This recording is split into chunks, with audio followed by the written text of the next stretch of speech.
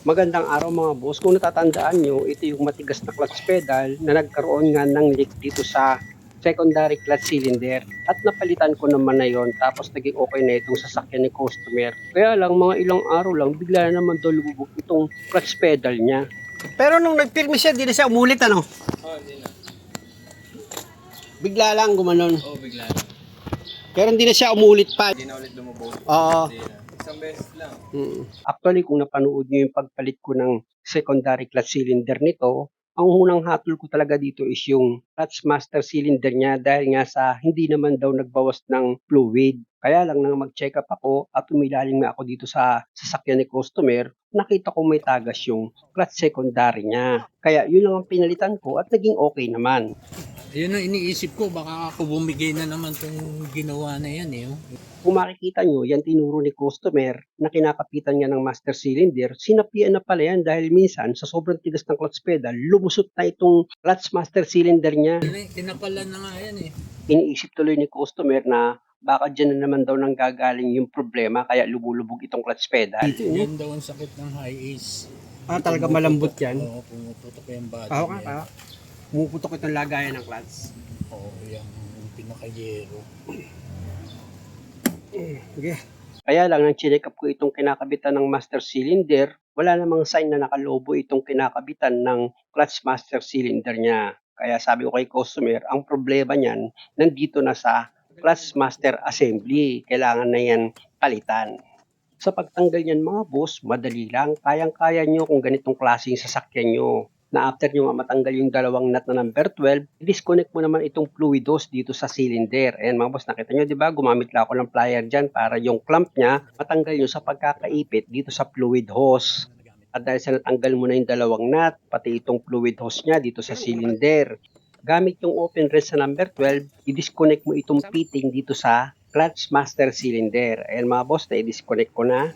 Punta ka ngayon dito sa driver side. Tanggalin mo dito sa dashboard yung kumukover dito sa clutch pedal mo. Ayan mga boss, meron lang naman yung dalawang plastic clip na tatanggalin ka. Ayan yung pangalawang plastic clip.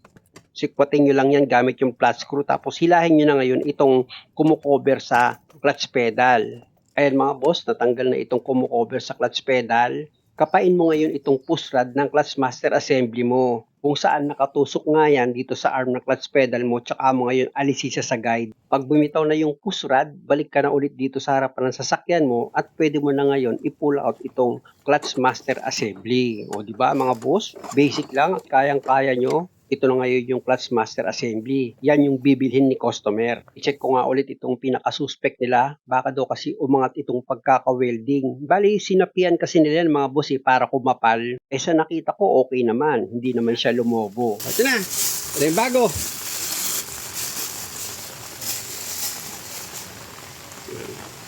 Ramdam mo naman pagad pag ano Oh.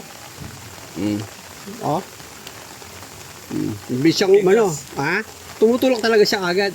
Yung luma kasi mga boss, pinakita ko kay customer na maganit na itulak yung push rod niya. Pag ganun, magana yung goma. Ulan Pero tuloy pa rin ang gawa kasi nga pambiyahe itong sasakyan. Rain or shine to. Rain or shine.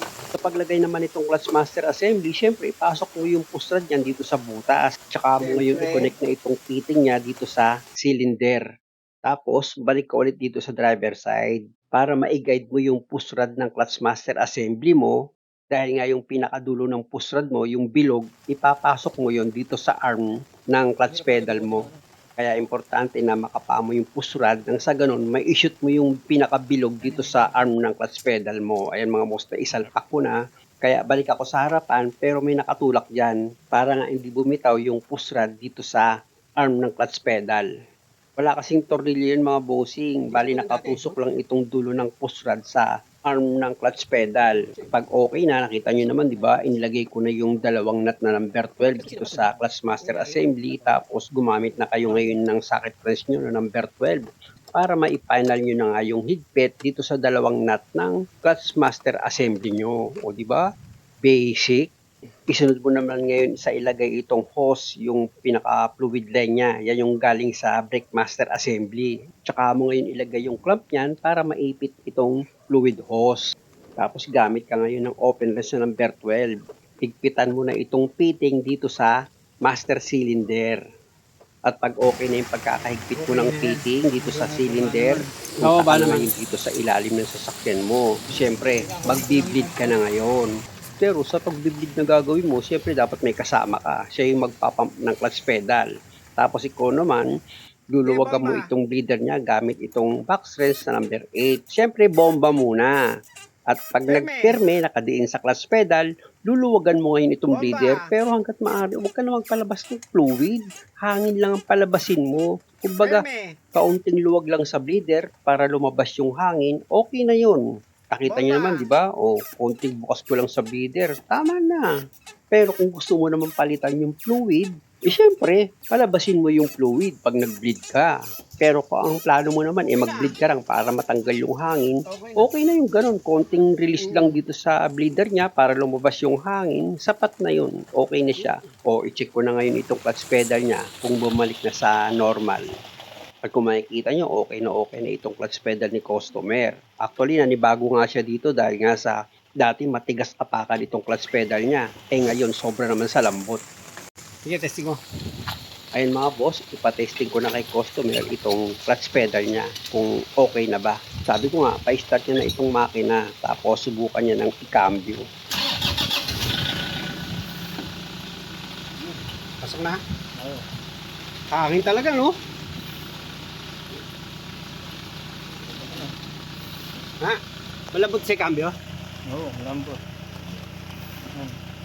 Pero yung lambot ng clutch pedal, hindi naman nagbago, di ba? Malambot na yun eh. Ganun pa rin yung lambot niya, hindi nagbago.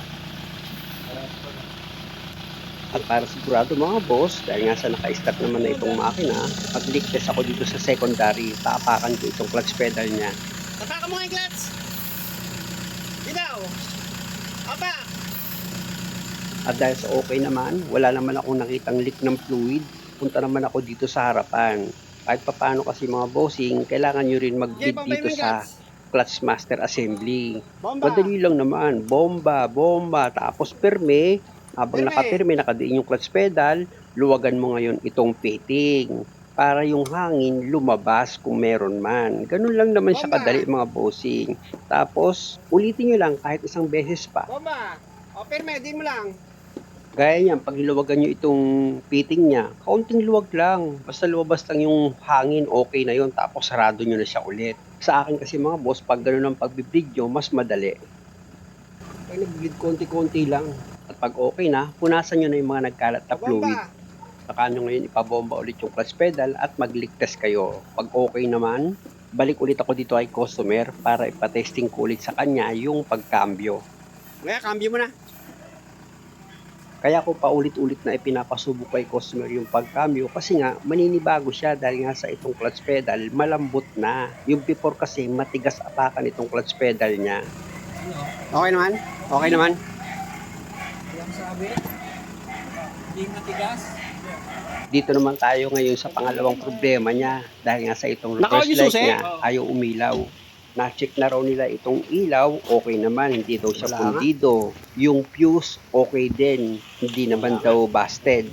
Pag ganyan, balik na naman ako dito sa ilalim ng sasakyan ni customer para ma-check ko nga itong pinaka-switch niya. Pwede kasing nagkakaroon lang ito ng loose connection kaya yung reverse light niya ay umilaw. Kita nyo naman, puro putik na itong socket wire niya, pati itong switch. Hugutin ko yan.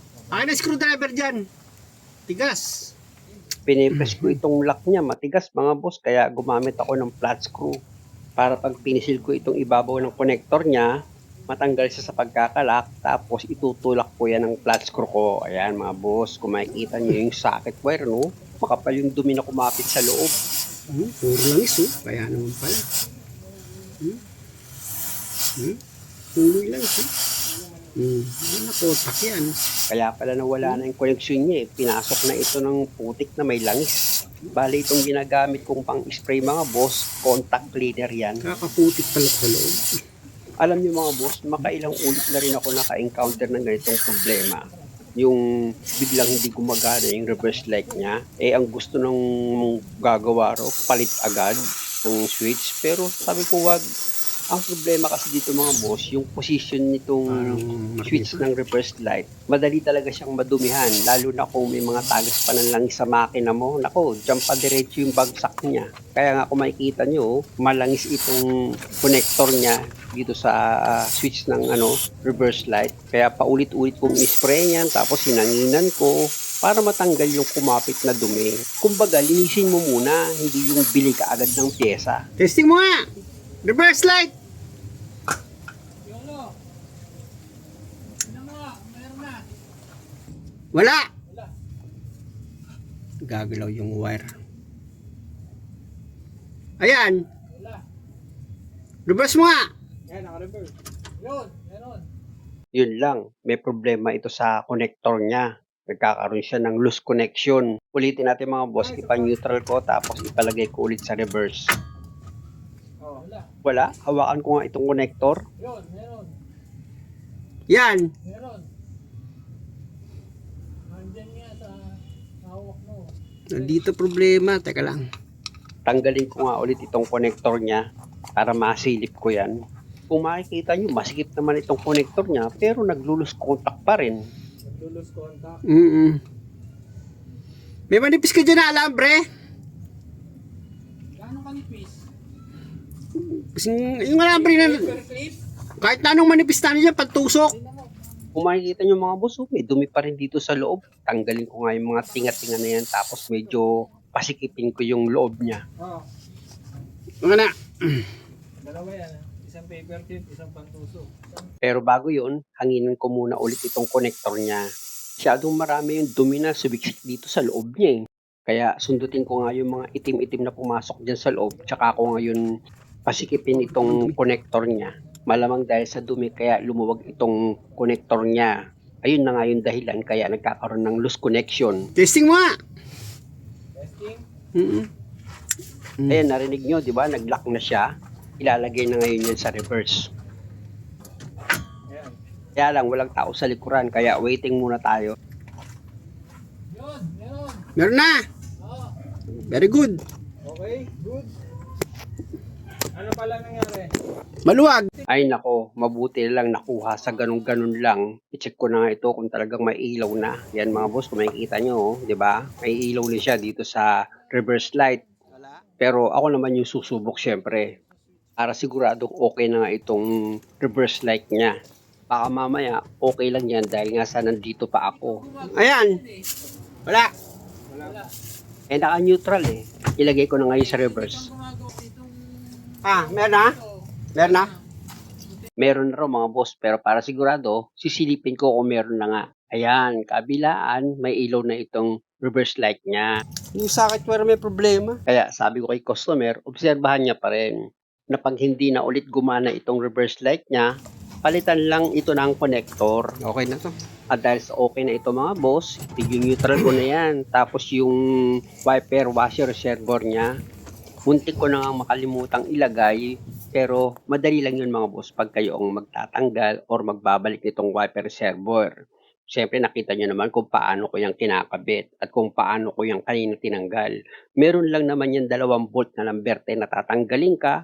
Tapos itong mga wire na nakakonect dito sa reservoir, kung ilalagay mo lang naman siya, socket wire lang naman yun eh, 2. Tapos pwede mo lang i-position itong wiper washer tank mo, tsaka mo ngayon ilagay yung 2 volt na number 10. Ipakapit mo na yun sa thread niya, at pag naipakapit mo na, gamit ka na ngayon ng socket wrench mo na number 10 para maipanel mo na yung higpit. Dito nga sa 2 volt. Nakita nyo naman, hindi nyo matatanggal itong clutch master assembly kung hindi nyo tatanggalin itong wiper washer tank niya. At dahil sa okay na ito mga boss, ipababa ko na itong hood. Pero i-check ko muna itong cap ng brake master reservoir. At dahil sa okay naman, pwede ko nang ibaba itong hood. Testing. Para sa final yan mga boss, para sigurado ako na okay na nga talaga itong sasakyan ni customer. Sa akin kasi mga boss, hindi ako kontento na hindi hahatulan ng isang customer yung gawa ko. At ginagawa ko yun para wala silang masabi. Okay naman siya, cambio. Gaya niyan mga boss, tinatanong ko ang isang customer kung okay na ba yan. Hindi na ba bumabalik yung dati niyang problema. Hindi na lumulubog yung pedal. Hindi na. O di ibig sabihin niya lang talagang pinanggalingan, master. Muli mga boss, dahil sa okay na itong sasakyan ni customer, maraming salamat sa panonood. Sana nakakuha kayo ng idea at kung okay lang sa inyo, pa-subscribe naman itong channel ko. Salamat ulit!